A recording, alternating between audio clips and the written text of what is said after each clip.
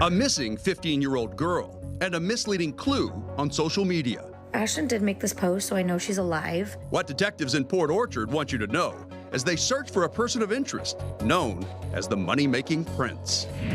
Stellan, get that guy! Stellan! Stellan! Police cannot give up now! A dog and a drone teamed up and in pursuit. A foot chase caught on camera in King County as a car thief gets a whole lot of cardio. Can I just lay here for a second so I catch my breath? A hidden camera planted outside a Seattle woman's home. And the camera was facing my house for the last 4 hours. What her surveillance video reveals about this alarming find tonight in the Spotlight.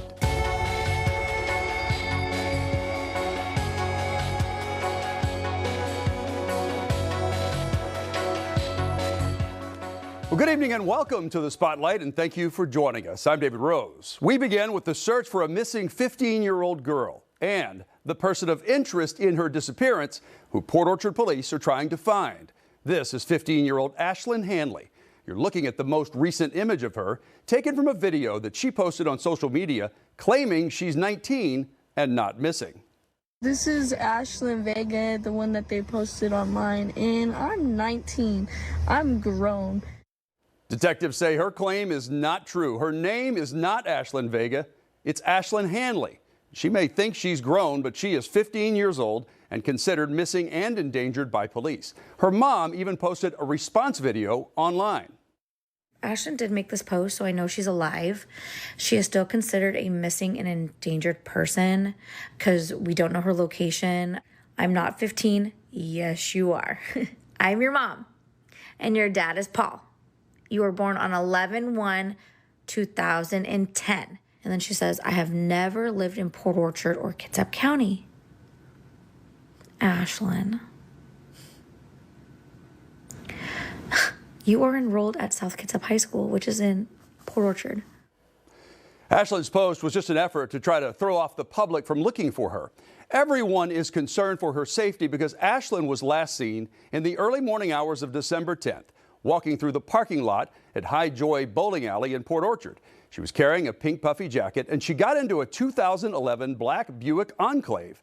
Detectives say the Buick has Washington license plate CPL 3118. Police say that car was being driven by this man, 45-year-old Lavelle Cotton.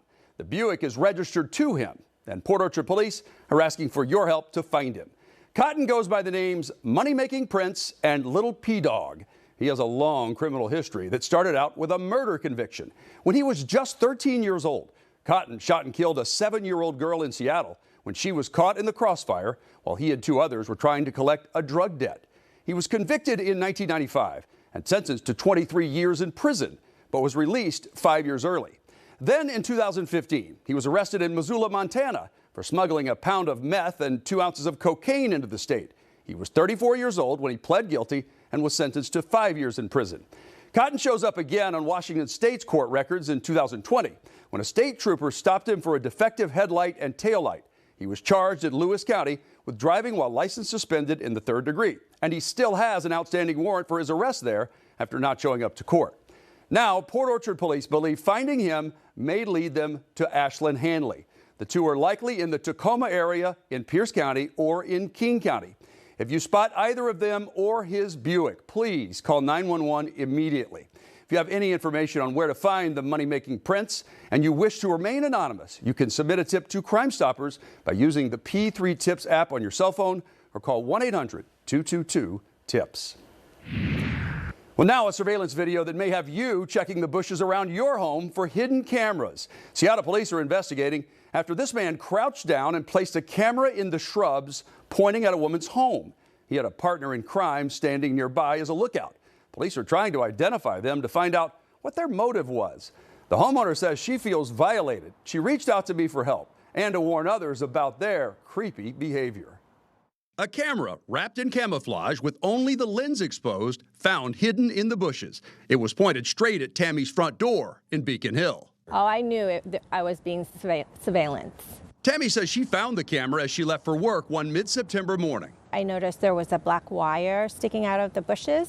At first, she thought it was harmless. I thought maybe it was my USB cord for my charger. Attached to the wire There was an extended battery and a camera attached to it. When Tammy checked the footage, though, she says the camera was already recording. And the camera was facing my house for the last 4 hours. The discovery left her rattled. I felt violated. When she first looked at her surveillance camera, there was no video of what happened or who put the camera there. But when she looked on the storage card on her camera, it showed a suspect going over to the bushes and positioning the camera to point at her house. There was a second suspect with him who appeared on the right side of the screen, keeping watch. Tammy believes the suspects used a signal jammer to block her wireless signal. She was fortunate she had a hard copy of the video. They stuck a green box up on top, and we realized that was a Wi-Fi jammer. So that's why they weren't afraid of looking at the camera, because they thought that they jammed the camera and they couldn't be recognized. Weeks later, one suspect came back. He walked toward the bushes, but then immediately turned around when he realized his camera was gone. Tammy believes they were tracking her routine, who's home and when. She says one of the battery packs she found can last 3 days. She reported both incidents to Seattle police, who are now investigating the suspicious circumstances. With the help of a neighbor, Tammy discovered deleted files. More homes she believes had been carefully watched and recorded. We know that I'm not the first one, and it went back a few years of things that he pulled up. Seattle police are urging you to call them if you recognize the men or have any information. Tammy, on the other hand, reminds you to be on alert and has a message for the men responsible. Don't come back. Leave us alone. Well, a prolific car thief with 16 felony convictions is in the King County Jail after leading deputies on a lengthy foot pursuit. Prosecutors say 31-year-old Dakota Bradbury was wanted for vehicle thefts and car prowls in Issaquah and Newcastle, committed while he was free on pretrial release for 3 other car theft cases. As you're about to see, though, he couldn't outrun the eyes in the sky and K9 Duke. Body cam video shows King County Sheriff's deputies converging on a neighborhood in the 6,000 block of 112th Avenue Southeast in Bellevue. Did you see a guy in sweats running this way? Okay, we're just looking for someone you should be find. Multiple officers, including 2 K9 units and drones, were hot on the trail of Dakota Bradbury. Sir, hey, did you have anyone run through your yard? Just a day earlier, on November 18th, deputies say Bradbury stole this white Ford Econoline van from a home in Issaquah, then used it the next day when he was seen on surveillance camera wearing a gray beanie with his hood up and distinctive blue and white shoes while trying to break into a man's Lincoln SUV in Newcastle. He ran back to the van when the door wouldn't open. A search of the flock camera showed the van just 21 minutes later at Newcastle Way and Coal Creek Parkway Southeast. I just have some broadcast information for you on a stolen vehicle that's been going around Newcastle the last 15 or 20 minutes that might come in your guys' area. Deputies were already nearby searching for Bradbury for other car theft cases. The van was spotted in Bellevue, and another call came in to 911 about a vehicle prowl on Southeast 59th Street. Should be a white male with his hood up, had a large bag with him. 8 minutes later, a King County Sheriff's detective spotted Bradbury, who took off on foot, dropping his cell phone and a brown bag. The bag matched the one seen on surveillance video of the Newcastle vehicle prowl. Jumped a couple fences. He's going back out to, I believe that's 62. He's about 15 yards south of you.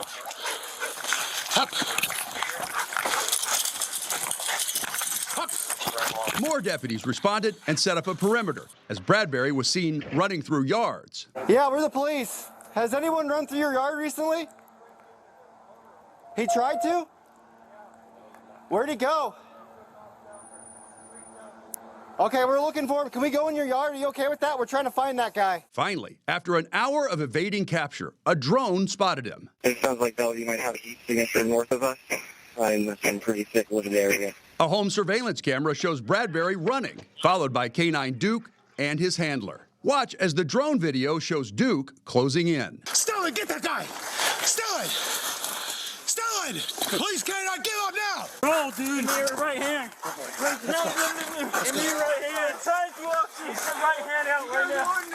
Right now. Get under. Good boy, Duke. Good job. Once cuffed, deputies noted that Bradbury was wearing the same shoes and dark clothes seen on the car prowl surveillance video. And it was clear that all that running had taken a toll on him. Can I just lay here for a second so I catch my breath? We're gonna get you in a warm car. I can't sit up right now. So I feel You probably breathe better sitting up than laying on the ground. feels best if you with the puke. I mean, if you're more comfortable there for now, you're eventually gonna go in a car. I know. I just feel the throw up, officer. 071. Okay. Dakota Bradbury claimed he'd swallowed fentanyl and meth. That's a common ploy to try to avoid going to jail by being taken to the hospital. And while deputies did find meth in his cigarette pack, he was taken to Valley Medical, where it was determined he had not swallowed any drugs, so he was booked into jail. He is still there tonight, being held on $150,000 bail. Well, a man with an extensive criminal history is now charged in a crash that critically injured a toddler and hurt 3 other family members. 21-year-old Rex Graydon is accused of fleeing a traffic stop on December 21st, running a red light and plowing into a family's SUV while they were driving to church. Inside that SUV, an off-duty Puyallup tribal law enforcement officer, his pregnant wife, and their 2 daughters, 3 and 5 years old. The 3-year-old required CPR at the scene and is being treated for skull fractures and traumatic brain injury. The mother suffered a broken pelvis and was forced to have an emergency C-section. She remains in the hospital and faces months of physical therapy before she can walk again. Her newborn baby girl, born 12 weeks early with head contusions from the crash, is fighting to survive in the neonatal ICU at Tacoma General. The father suffered a lower back fracture and a dislocated shoulder. His 5-year-old daughter was treated for contusions and released from the hospital. Graydon is charged with several counts, including vehicular assault and driving with a suspended license. He also had an active warrant for his arrest for a stolen firearm in Pierce County. His criminal history includes 17 traffic infractions and a list of past felonies. He's being held in the Pierce County Jail on a $250,000 bail. A GoFundMe has been set up to help this family as they recover. You can find a link in the online version of this story. Just go to the Spotlight section at fox13seattle.com and look under the More tab. A violent and organized robbery caught on camera in Linwood. Police want everyone to see it because it's part of a crime trend across our area. Watch as a man gets out of this white Buick in the H-Mart parking lot on December 15th. He runs up to a dark-colored car with an elderly couple inside, opens the driver's side door, attacks the man, and steals his $80,000 watch. A fight breaks out, and the victim is left with several cuts. Well, the woman who was with the victim goes around the suspect's vehicle and confronts him after he gets back into the back seat. She's violently pushed to the ground, and once she lands, she hits her head on the pavement. She broke a vertebrae, but she did manage to get her husband's watch back. Linwood police tracked that Buick to a rental car business, and they followed its location data to a home in Bellevue. This photo was included in court documents showing the suspect wearing similar clothes from the day of the robbery. Yuan Alexandru is charged with robbery and assault. He's being held in the Snohomish County Jail on $200,000 bail.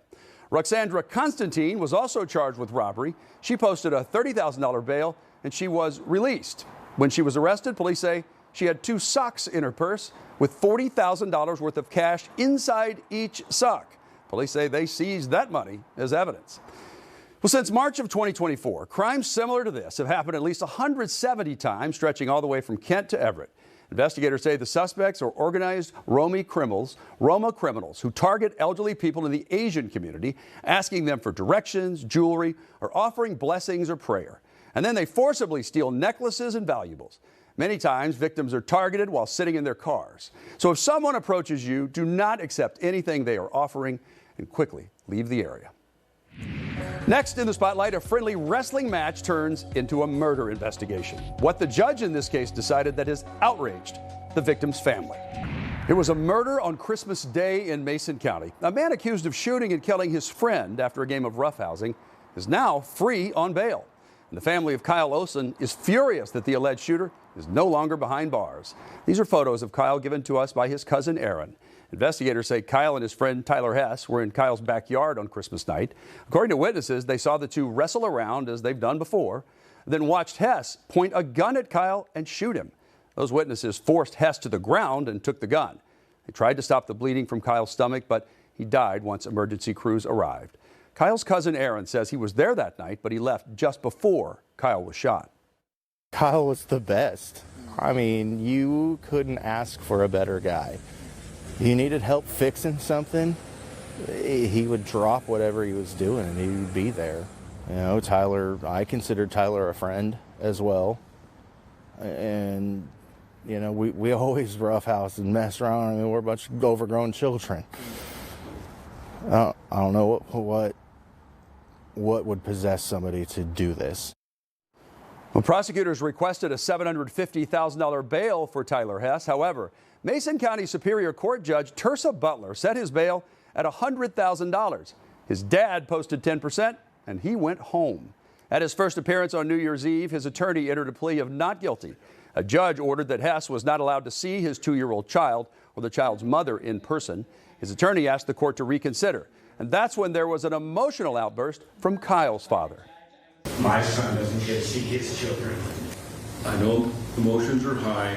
Do not interrupt or speak unless the court asks you to speak. Outside the courtroom, Kyle's father told us he's extremely upset that Hess was able to walk free. Why would they drop the bail to $100,000 or set the bail at $100,000 and let him out so he can be in public? That hurts me. I feel like the justice system fails us in a lot of ways.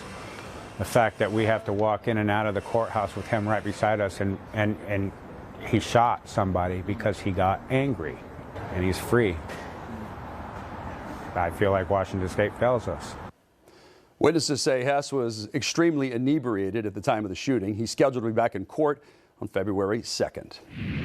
There is a new push for tips in the cold case disappearance of this woman, Kaylee Mae Nelson Jerry. She was 21 years old when she vanished, last seen in Auburn back in 2019. The Spotlight's Shiro Matsuzawa spoke with her family, who's been relentless in trying to find out what happened to Kaylee. Anytime I hear like a bird that's outside and they're singing, it reminds me so much of her, because if she wasn't singing, she was whistling. It's been 6.5 years since Tammy Byers has seen her niece Kaylee Mae Nelson Jerry. She says Kaylee is a happy person who loves to give hugs and had dreams of becoming a singer or gymnast. The then 21-year-old is a member of the American Indian Alaska Native community and was last seen in Auburn in the summer of 2019. She hasn't been seen since. I think there's always theories. John Free is a detective with the King County Sheriff's Office. He's also the missing and murdered Indigenous persons cold case detective and working with the Auburn Police Department to find out what happened to Kaylee. In terms of cold cases, the longer a case goes unresolved, the more lore tends to build up around it. What might start off as a rumor becomes fact with time, and part of the challenge of working these cases is to cut through that lore, sift through it, and determine what's viable and what's not. We hear a lot of things, but we try not to believe the things that we hear. Detective Free says while they have potential leads, they're still looking for more answers, which is why they're asking the public for help. So a lot of times in cold case investigations, people assume that because they no longer hear about the case, maybe they have a presumption that it's been solved. They're hoping that someone will hear Kaylee's name or see her photo, and that will trigger some new information. Whether it's small or seemingly insignificant, we want to hear it. We're always looking. When you see people, you think it might be her, you kind of slow down, or you turn your car around, you go back and you look. Despite not having a lot of answers, though, the family still has hope. I'm just hoping that by somebody seeing this, help bring closure. Help us to find her. You know, even if it's where she don't want to come home, at least we know she's alive and she's safe. We just need that. For the Spotlight, I'm Shira Matsuzawa. Crime Stoppers is offering a cash reward of up to $1,000 for information that helps in this case. You can also call the Missing and Murdered Indigenous Persons Cold Case Unit tip line. That number is 253-285-4008. Next in the Spotlight, a Star Wars statue chucked into a truck bed. It was caught on camera during a game shop heist as we learn what else the thieves got away with. Surveillance cameras were rolling as a thief ransacked a game shop in West Seattle. After smashing through a door, he stole trading cards and collectibles, even raided the soda fridge, while an accomplice in the parking lot loaded the loot into a truck bed. This happened at Meeple's Games, a small business owned by a mother and son. Spotlight's AJ Janavel has more of that video they want you to see. This is the closest an Imperial soldier has ever come to hitting anyone. There's my stormtrooper.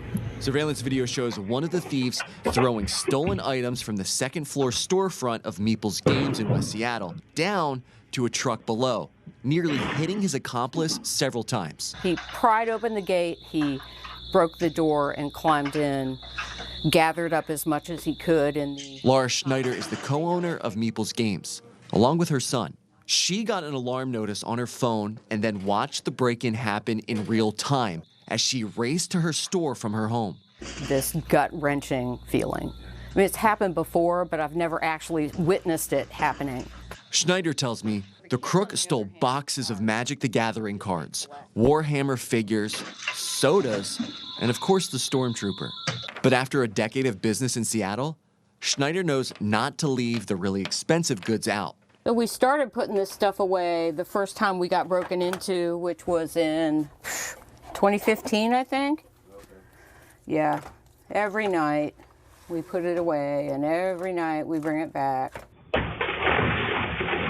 She tells me she hopes sharing her story will help catch these thieves before they hit another small business. I am 100% sure that this is not the first time or the first business that they have attempted to get into. And, you know, it just makes it really hard to do business here. For the Spotlight, I'm AJ Janavel. Here's another look at those suspects. If you think you know their names or where they're staying or have any information at all, please contact Seattle Police. Well, that's going to do it for us tonight on the Spotlight. Wishing you a happy new year. I hope your 2026 is off to an awesome start. Until next time, I'm David Rose saying please stay safe.